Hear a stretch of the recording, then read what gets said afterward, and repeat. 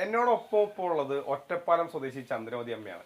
അമ്മ കാണുന്ന പോലെ നിസ്സാരക്കാരിയല്ല. 79 വയസ്സായി. തോട്ടിൽ കുളിക്കാൻ ഇറങ്ങിയപ്പോൾ ഇന്നലെ ഒഴുക്കിൽപ്പെട്ടു. 10 മണിക്കൂറാണ് അവിടെ ഒരു മരക്കൊമ്പിൽ പിടിച്ച് അമ്മ നിന്നത്. അമ്മേ, എന്തായിരുന്നു ഇന്നലെ ഉണ്ടായത്? കുളിക്കാൻ പോയതാണ്. തോട്ടിലേക്ക് കുളിക്കാൻ പോയി. നായ വന്നു, നായനെ എറിഞ്ഞു. നായ പോയില്ല. ഞാൻ പിന്നാക്കാൻ കാര്യം വെച്ചപ്പോൾ മറിഞ്ഞു തോട്ടിലേക്ക്. അങ്ങനെ പോയതാണ്. തുഴഞ്ഞു പോയി. കുറേ ഇങ്ങോട്ട് പോയി.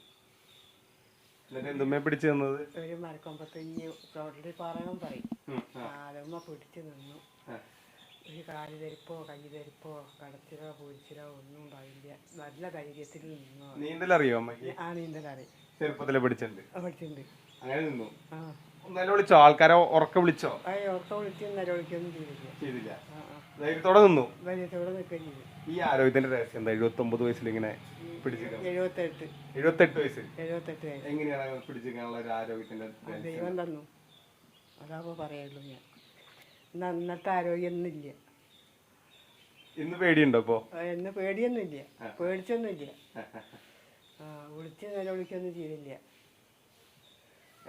എത്ര മണിക്കാ വീണത് തോട്ടിലമ്മ? 6 മണിക്ക്. 6 മണിക്ക് വീണാ. എപ്പോഴാ എന്നിട്ട് ആൾക്കാർ കാണുന്നത്? എപ്പോഴാ കണ്ടത്? 4 മണിക്ക്. 4 മണിക്ക്. എന്നിട്ട് അവരെങ്ങനെ എടുത്തത്? അമ്മയെ അവിടുന്ന് എടുത്ത എങ്ങനെ? അവര് എന്നിട്ട് തലയൊക്കെ വെട്ടി കയറ് പിടിച്ചിട്ട് അവര് ആ പുറത്തുനിന്ന് ഇറങ്ങി. എന്നിട്ട് ഇന്നെ അങ്ങോട്ട് പിടിച്ച് കത്തി.